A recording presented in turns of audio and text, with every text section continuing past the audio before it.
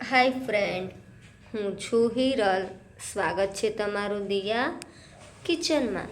તો આજે હું તમારી સાથે શેર કરીશ ફરાળી મોરૈયાની લાપસીની રેસિપી. તો ચાલો આપણે રેસિપીની શરૂઆત કરીએ. તો મોરૈયાની લાપસી બનાવવા માટે સૌથી પહેલાં આપણે ગેસ ચાલુ કરી લેશું.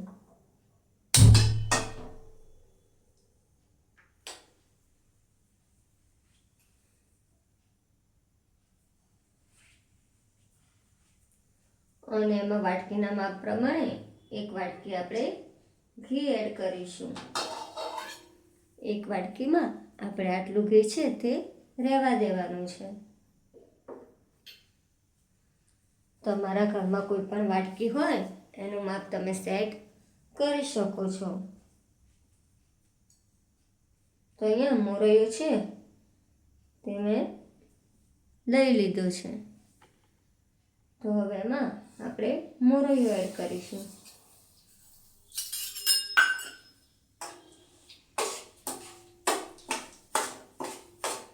મોરૈયો એક સાફ કપડામાં લઈ તેને બરાબર લૂછી લેવાનો છે.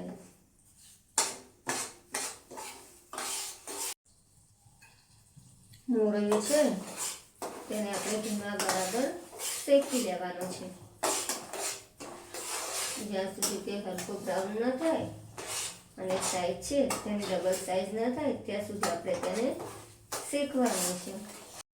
મોરૈયો શેકાય ત્યાં સુધી બીજા ગેસ પર આપણે તે જ વાટકીના માપ પ્રમાણે 1.5 વાટકી પાણી ગરમ થવા રાખીશું.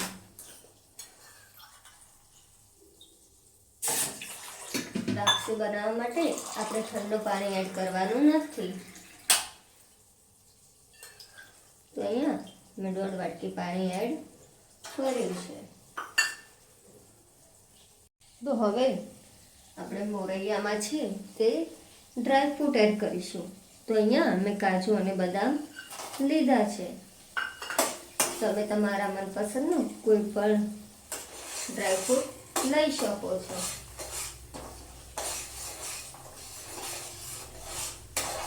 ડ્રાય ફ્રૂટને પણ સંગાત આપણે શેકી લેશું. તો હવે એમાં આપણે ઇલાયચી પાવડર એડ કરીશું. તો 4-5 ઇલાયચી છે જેને મેં આ રીતે ફોલી અને અધકચરી ક્રશ કરી લીધી છે. તો હાથથી ક્રશ કરતા જઈ અને તે એડ કરી લેશું.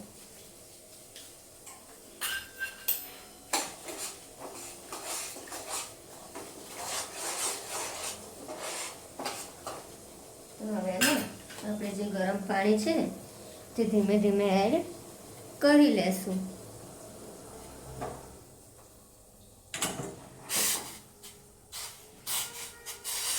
ગરમ પાણી છે તે આપણે ધીમે ધીમે એડ કરવાનું છે.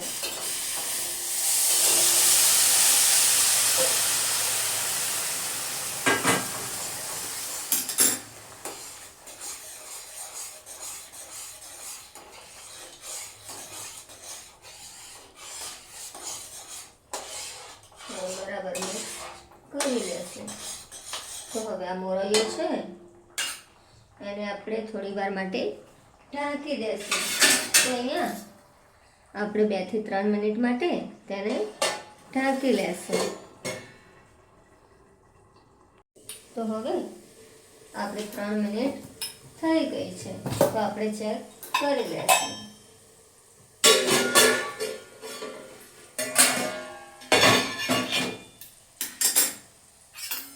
પાણી છે તે આપણું મળી ગયું છે. તો હવે એમાં આપણે ખાંડ એડ કરીશું. તો તે જ વાટકીના માપ પ્રમાણે 1.5 વાટકી આપણે ખાંડ એડ કરીશું. તમે મીઠાશ જે પ્રમાણે ખાતા હોય એ પ્રમાણે લઈ શકો છો. તો અહીંયા મેં 1.5 વાટકીમાં પણ થોડી ખાંડ એડ કરી છે. મેં 1.5 વાટકીમાં થોડી ખાંડ રહેવા દીધી છે. તો હવે બરાબર મિક્સ કરી લેશું.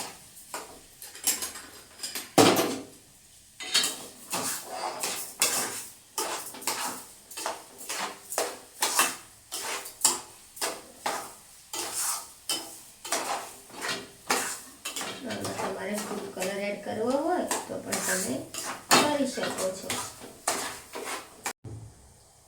તો આપણે લાપસીમાંથી બધું પાણી ન બળી જાય અને એકદમ ખાંડ મેલ્ટ ન થાય ત્યાં સુધી હવે આપણે કૂક કરીશું અને સતત આ રીતે હલાવતા રહેશું, જેથી લાપસી છે તળિયે ચોંટી ન જાય.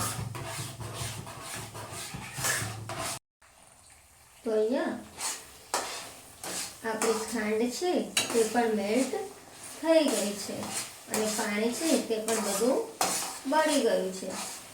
તો મોરૈયાની લાપસી છે તે બનીને તૈયાર છે. તો હવે ગેસ બંધ કરી લેશું. બંધ કરી અને લાપસી ઠંડી પડે પછી આપણે સર્વિંગ પ્લેટમાં લઈ અને સર્વ કરીશું.